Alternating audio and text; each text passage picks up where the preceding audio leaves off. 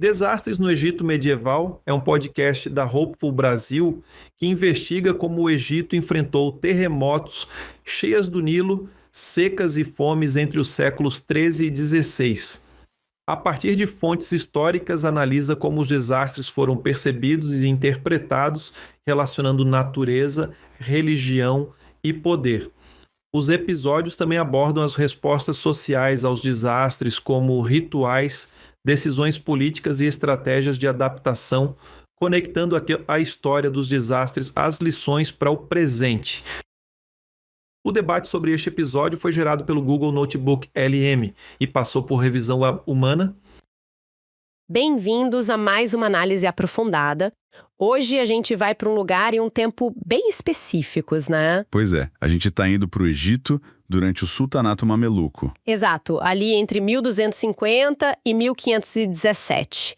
E o nosso foco é um fenômeno que abala tudo, literalmente. Os terremotos. Exato. E o que é mais fascinante aqui é o tipo de material que a gente tem para investigar isso.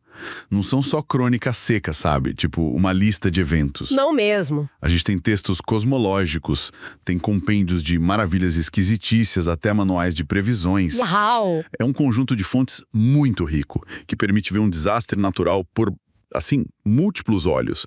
O do historiador, o do cientista da época, o do teólogo. E até do contador de histórias, pelo jeito. Exatamente. Então a nossa missão aqui é justamente essa, né? Mergulhar nessas fontes para entender as múltiplas realidades de um terremoto no mundo mameluco. Isso. Não olhar só para a destruição física, mas para toda a teia de significados que eles construíam ao redor do evento. O que um tremor de terra realmente significava para eles, no fundo.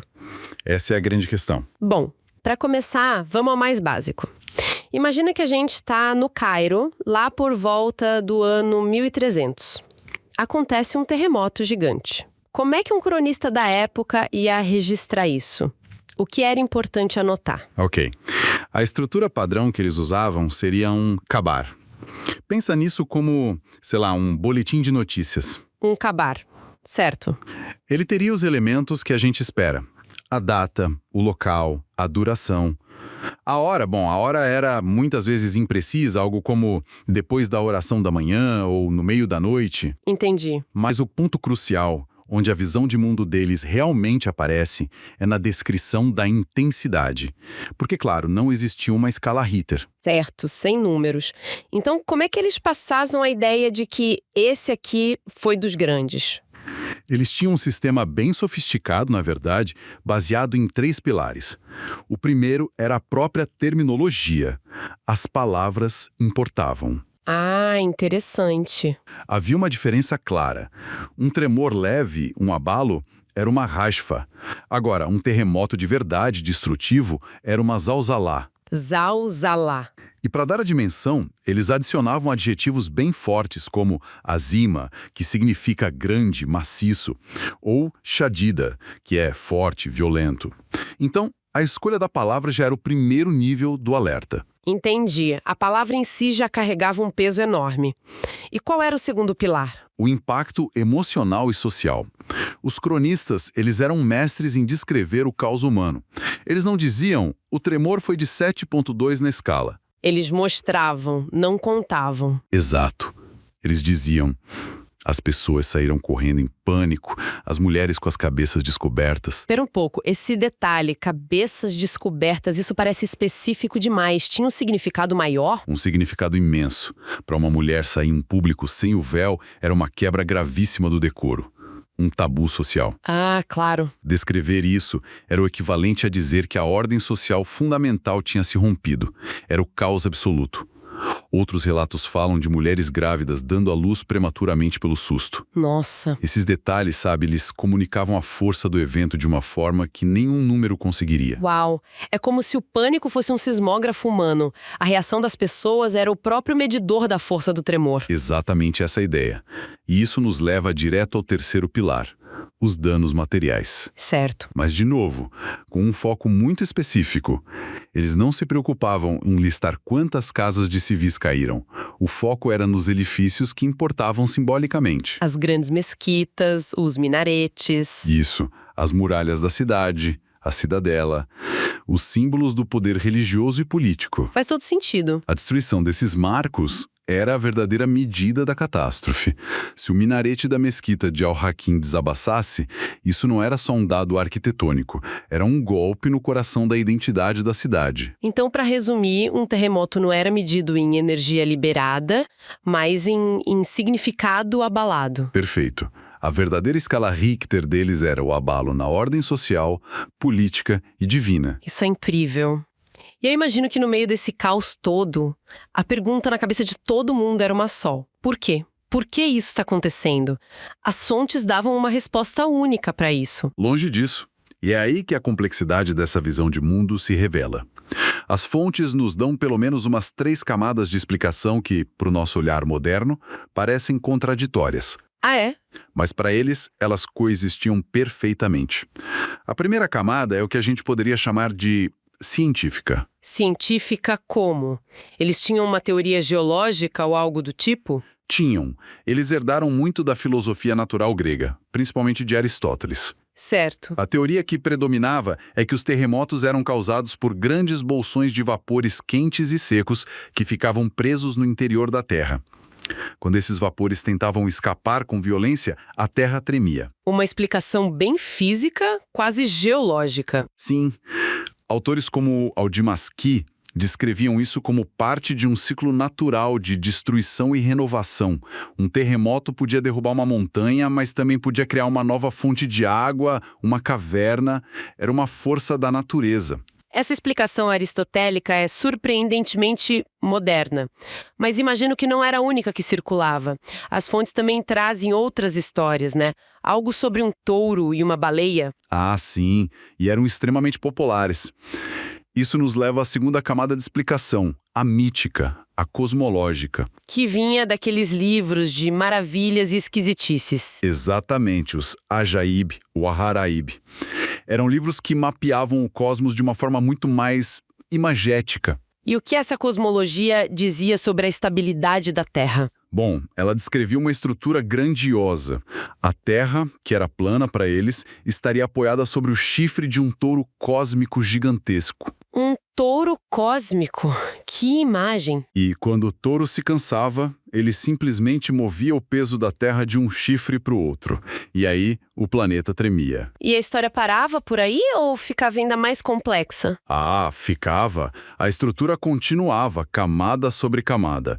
O touro estava em pé sobre uma rocha que, por sua vez, estava nas costas de uma baleia, um peixe cósmico colossal chamado Num. Nossa, um universo inteiro sustentando nosso mundo. Pois é. E em algumas versões, o diabo, Iblis, sussurrava no ouvido da baleia, tentando-a a se livrar daquele peso todo. E ela se mexia. Ela se agitava, causando um terremoto. E aí Deus precisava intervir, enviando uma criaturinha para entrar nas guelras da baleia, distraí-la e acalmá-la, restaurando a ordem cósmica. Incrível. E as fontes mencionam outra explicação mítica, né? Algo sobre uma montanha. Sim, a do Monte Kaf. Essa era outra ideia muito difundida. Eles imaginavam uma montanha mítica feita de esmeralda verde, que circundava toda a Terra como um anel. E qual era a função dela? Todas as outras montanhas do mundo estariam conectadas a ela por veios ou raízes subterrâneas. Esse sistema permitia uma ação divina mais... cirúrgica. Como assim mais cirúrgica? Se Deus quisesse advertir ou punir uma cidade ou região específica, ele não precisaria que o touro cósmico sacudisse o mundo inteiro. Ah, entendi. Ele simplesmente ordenaria ao Monte Kaf que sacudisse a raiz correspondente àquela terra em particular. E isso causava um terremoto localizado. O que explicaria por que um tremor podia destruir uma cidade, mas não ser sentido em outra. Exatamente. Fascinante. Então a gente tem a ciência de Aristóteles, o mito do touro global e essa ação localizada do Monte Kaf. Mas para a pessoa comum, no meio do pânico, qual era a explicação mais imediata? Era Deus falando diretamente com eles? Com certeza. E essa é a terceira camada, a mais poderosa e pessoal de todas. A interpretação religiosa. A mensagem divina. A mensagem divina. Para a vasta maioria da população, um terremoto era um recado direto. E esse recado, na maioria das vezes, era de descontentamento. Um castigo. Era visto como um castigo pelos pecados da sociedade. A usura, o consumo de álcool, líderes injustos ou mulheres se comportando de forma imprópria. Essa visão está super enraizada no Alcorão e nos hadites. Era um chamado urgente ao arrependimento. E as pessoas agiam de acordo com essa crença? Corriam para rezar? Imediatamente. Os cronistas descrevem cenas de pessoas correndo não para longe dos prédios, mas para dentro das mesquitas, para orar coletivamente. As autoridades convocavam cerimônias de arrependimento público. Um evento social completo. Sim, mas é importante notar que não era visto só como punição. Para os crentes, podia ser um ato de rahma, de misericórdia. Uma repreensão severa, sim, mas como a de um pai amoroso, que quer trazer seu rebanho de volta para o caminho certo. Entendi a nuance. Agora, para os não crentes, aí sim, era interpretado como pura ira divina. A mesma força, mas com significados diferentes dependendo de quem olhava. E as vítimas? Como se encontrava sentido na morte de inocentes? Aqui entra um conceito teológico muito importante, o de martírio.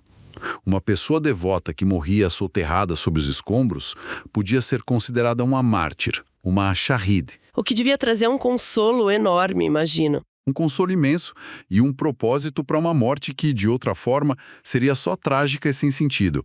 Tem um exemplo disso que é muito poético. Conta pra gente. Em um terremoto em 1481, um juiz muito respeitado chamado Sharaf al-Din morreu. Sua morte foi imediatamente vista como um martírio. Espera, qual era o nome dele? Sharaf? Sim, Sharaf, que em árabe significa honra. Ok. E um poeta da época, Al-Shihab al-Manshuri, escreveu um verso super engenhoso sobre isso.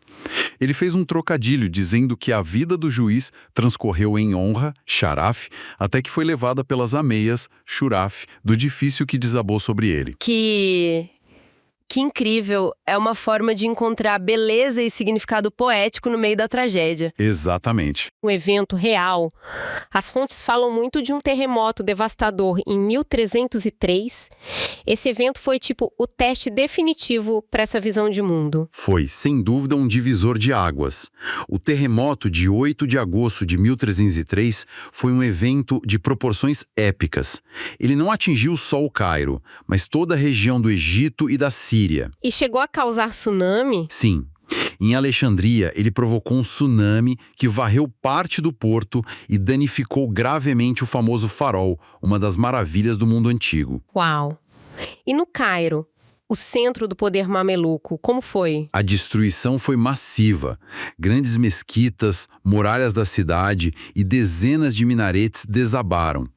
Foi um golpe direto nos maiores símbolos da civilização islâmica na região. E os cronistas, imagino, usaram todo aquele arsenal de palavras que a gente falou, né? As Al-Zalaha, Azima. Com toda certeza. Os relatos são unânimes em usar os termos mais fortes possíveis. E as descrições do pânico são aterrorizantes. Que eles contam? Falam de pessoas que fugiram da cidade em massa e acamparam do lado de fora dos muros, especialmente nos cemitérios, aterrorizadas com os tremores secundários que continuaram por dias. Acreditava-se que a cidade inteira ia desabar. A ordem social foi completamente pulverizada. E a reação do Estado? Com a cidade em ruínas e a população em pânico, qual foi a prioridade do sultão? A resposta do Estado é extremamente reveladora. A prioridade imediata não foi abrigar os desabrigados ou reconstruir moradias. Foi restaurar os símbolos. Exatamente. Emirs de alto escalão foram imediatamente designados para reconstruir mesquitas e fortificações específicas usando fundos de doações religiosas, as Waqf. Era uma declaração política e teológica. Perfeito. Erguer as muralhas da cidadela ou a mesquita de Amr ibn al-As era projetar estabilidade. Era mostrar que o Estado era piedoso, resiliente e ainda estava no comando. Mas isso me leva a uma questão que, para nossa mente moderna, parece uma contradição gigante. Nos relatos sobre esse evento, de 1303, os cronistas mencionam a ira de Deus pelos pecados da cidade e também a teoria aristotélica dos vapores. Sim. Como é que um mesmo estudioso podia escrever sobre um touro cósmico e, ao mesmo tempo, discutir geologia sem sentir que uma coisa invalidava a outra? Essa é a questão central. E a resposta é que para eles não havia contradição alguma. Um cronista como Ibn al-Dawadari, ao descrever o terremoto de 1303, ele fala da ira de Deus.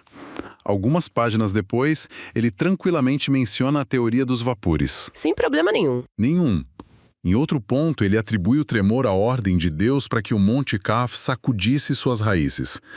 Para ele e para sua cultura, essas não eram explicações concorrentes. Eram camadas diferentes da mesma verdade. Então, a explicação física não invalidava a divina. De forma alguma. Elas operavam assim em planos diferentes da realidade.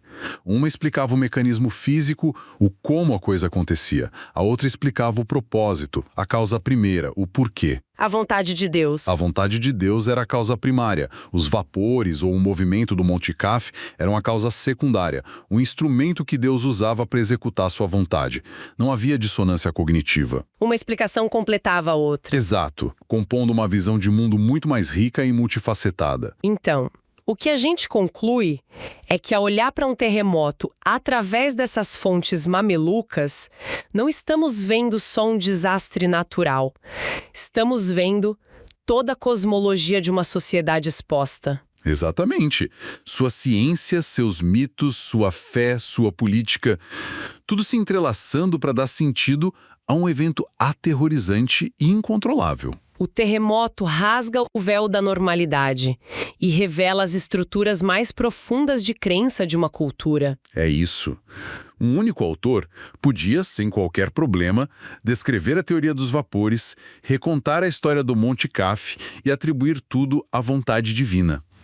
Cada camada adicionava uma nova dimensão de compreensão. As fontes nos mostram como a sociedade mameluca usava todo um arsenal de narrativas para impor uma ordem e um significado ao caos. Narrativas sobre vapores, sobre touros cósmicos, sobre punição divina e reconstrução heróica. E isso, inevitavelmente, faz a gente pensar quais são as histórias fundamentais que nós contamos a nós mesmos hoje quando um desastre acontece.